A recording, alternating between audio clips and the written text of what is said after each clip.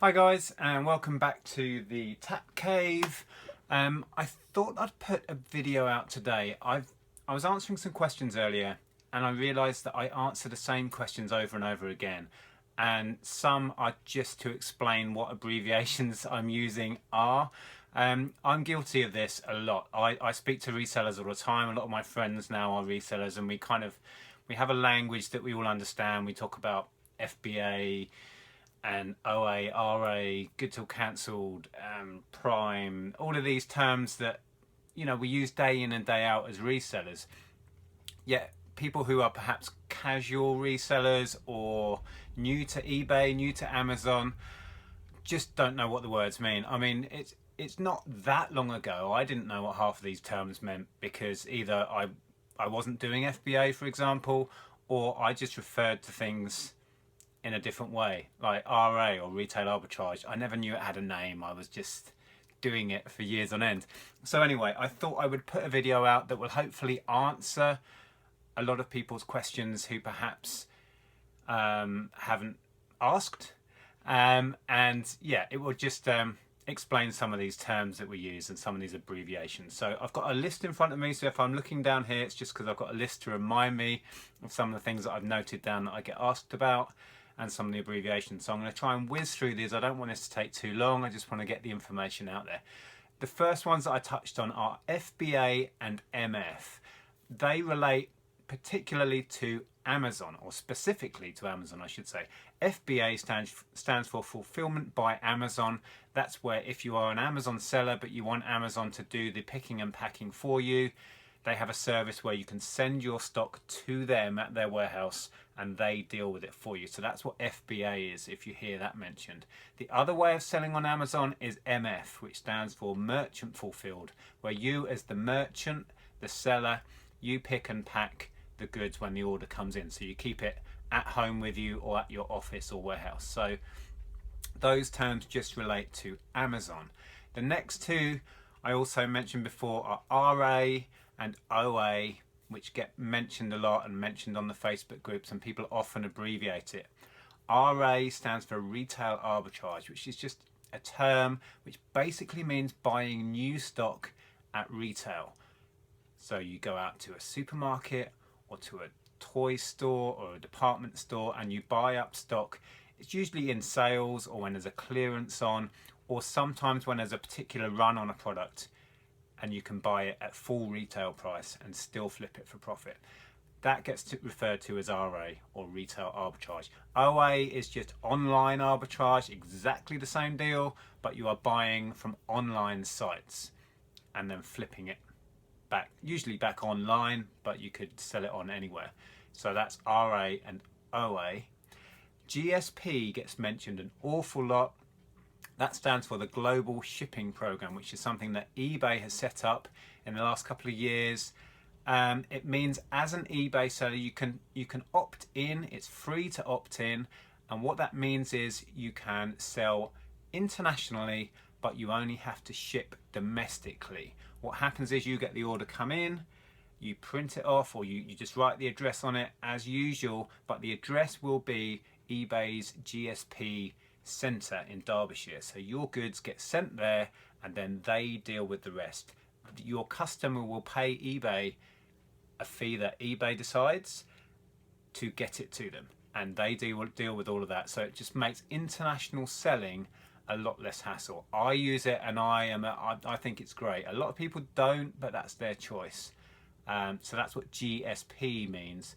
It stands for Global Shipping Program on eBay. So if you hear that mentioned, that's what that is. GTC, or good till cancelled, that is just a form of listing on eBay again, where I think you have to have a shop subscription.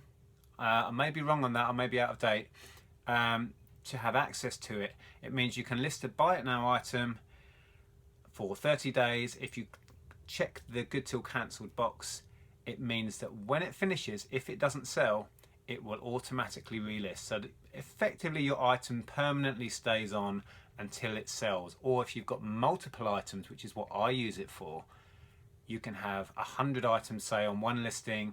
Let's say you sell 10 on its first 30-day cycle, it will just keep going with the rest of the stock and it will just stay on there until you've sold out of everything.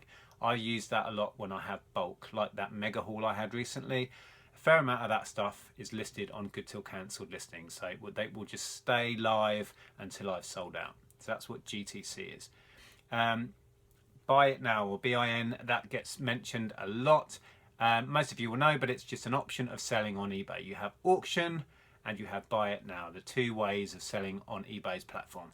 Buy it now just means you set the price that you want for an item and you sit and you wait for somebody to buy it. If they don't, it doesn't sell. Auction, you can start at any price you want, but it allows people to bid, and therefore it allows your item the chance of going up.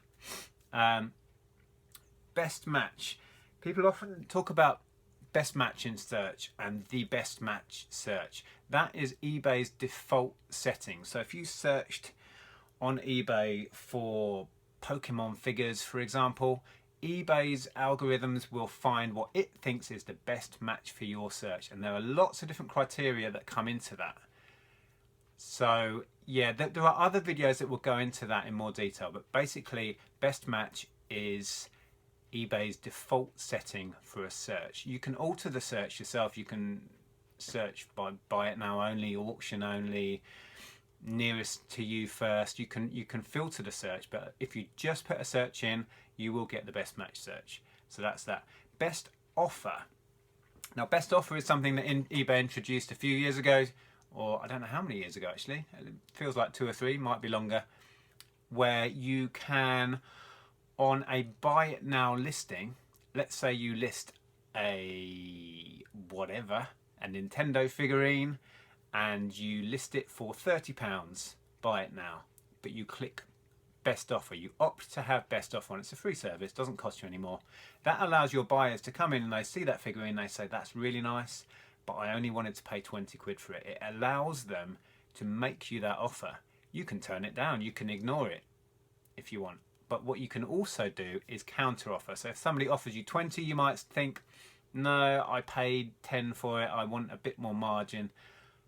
You could come back at 25, and I can't remember how. I think you might get 3. I think the customers have 3 offers. Is it 3? Don't know. Tell me in the comments below if it's more than that. I think they're allowed to have 3 offers that they can put if you decline them, and then they're out of offers, and that's it, game over kind of thing.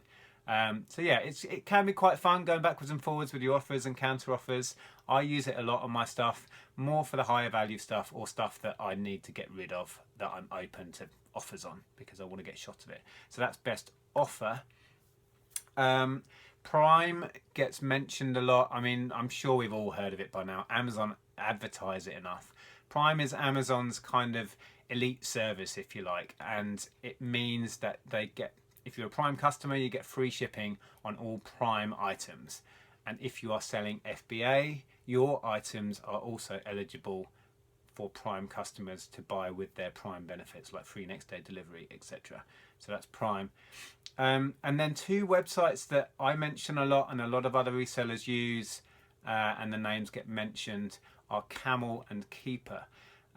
Camel refers to a website called camel, all as one word.com, and it's basically a price tracking website for Amazon, but you can use it to track how often an item sells and the sort of prices it sells for.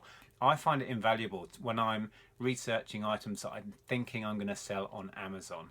You have to get your head around how the website works and what the figures mean and how to look into that. There are videos on that. I've made some. So that's what Camel is. Keeper is another website that I also use. It's basically an Amazon analytics tracker. It tracks price and sales and stuff. So that's Keeper, KEEPA.com, I think it's .com. So yeah, go and check that out. I'm sure there's websites.